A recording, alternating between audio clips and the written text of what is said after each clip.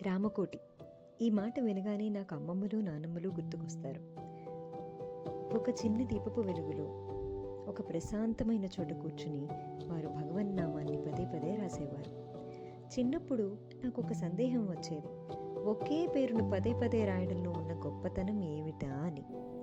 కాలం గడిచే కొద్దీ ఆ సందేహం సమాధానంగా మారింది.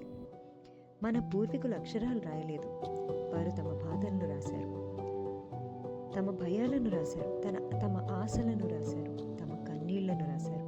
చివరికి వాటన్నిటినీ భగవంతుడి పాదాల వద్దకు సమర్పించారు. అందుకే అసాధ్యంగా కనిపించిన అన్ని పనులు కూడా సుసాధ్యం చేసుకోగలిగినారు. కాలం మారింది. ఈ రోజుల్లో చాలామంది రామకోటి మాత్రమే కాదు, శివకోటి, గోవిందకోటి, సాయికోటి వంటి ఎన్నో భగవన్నామాలు రాస్తున్నారు. పేర్లు మారచ్చు, రూపాలు మారచ్చు, కానీ పదార్థం మాత్రం ఒక్కటే, అదే భగవంతుడు. ఎన్ని నదులు వచ్చినా చివరికి చేరేది సముద్రంలోనికే కదా. అలాగే ఎన్ని నామాలున్నా చివరికి చేరేది అదే పరమాత్మ దగ్గరికే.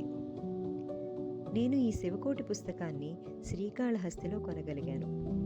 దీన్ని పూర్తి చేయాలనే లక్ష్యంతో కొనలేదు, ఎన్ని పేజీలు పూర్తయ్యాయి అని లెక్కలు వేసుకోవడానికి కూడా కొనలేదు.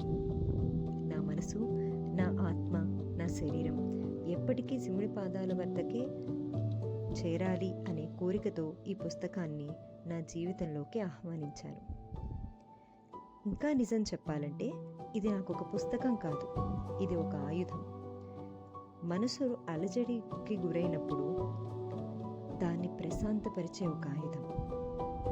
బాధలు చుట్టుముట్టినప్పుడు ఆశలు కలిగించే ఒక ఆయుధం. ఆలోచనలు దారి తప్పినప్పుడు మళ్ళీ శివుడి వైపుకు నడిపించే ఒక ఆయుధం. కాగితం పైన శివ అనే 2 అక్షరాలు రాయటానికి కొన్ని క్షణాలు పడుతుంది, కానీ అదే 2 అక్షరాలు జీవితంలో ఎన్నో చీకట్లను తొలగించే వెలుగుగా మారతాయి. రాసేది మనమే అయినా రాయించేది మాత్రం ఆ మహాశివుడే. మన చేతిలో కలం ఉండొచ్చు, కానీ ఆ కలాన్ని దిశ చూపించేది మాత్రం ఆ కరుణే.